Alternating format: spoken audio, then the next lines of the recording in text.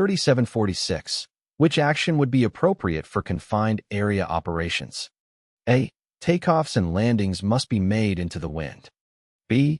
Plan the flight path over areas suitable for a forced landing. C. A very steep angle of descent should be used to land on the selected spot.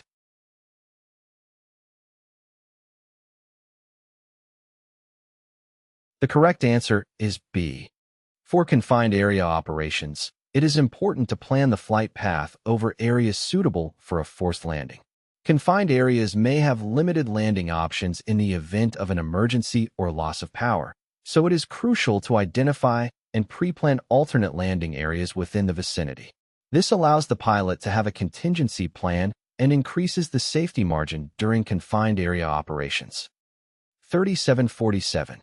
If possible, when departing a confined area, what type of takeoff is preferred? A. A normal takeoff from a hover. B. A vertical takeoff. C. A normal takeoff from the surface.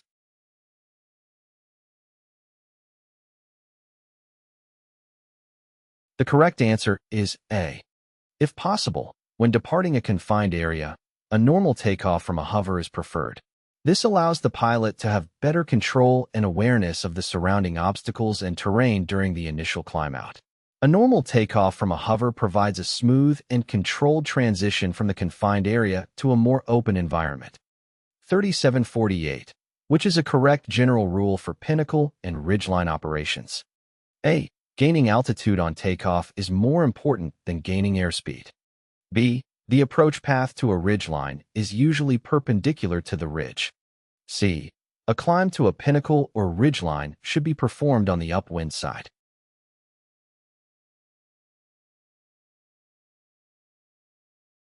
The correct answer is C. During pinnacle and ridgeline operations, a climb to a pinnacle or ridgeline should be performed on the upwind side. This technique helps to minimize the effects of wind turbulence and rotor downwash, which can be more severe on the downwind side of the obstacle. By climbing on the upwind side, the pilot can maintain better control and stability during the ascent. 3749. Before beginning a confined area or pinnacle landing, the pilot should first A. Execute a high reconnaissance. B. Execute a low reconnaissance. C. Fly around the area to discover areas of turbulence.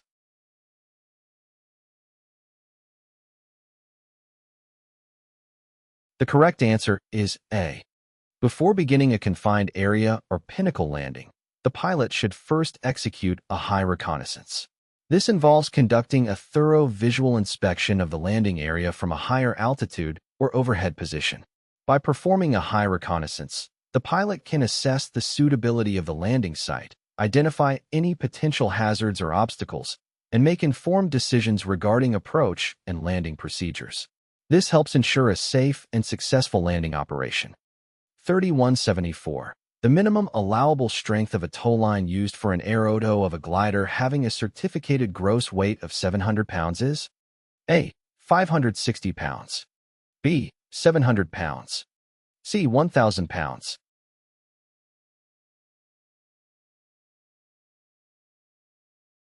The correct answer is A. The minimum allowable strength of a towline used for an aerotow of a glider is typically specified as a certain percentage of the glider's certificated gross weight.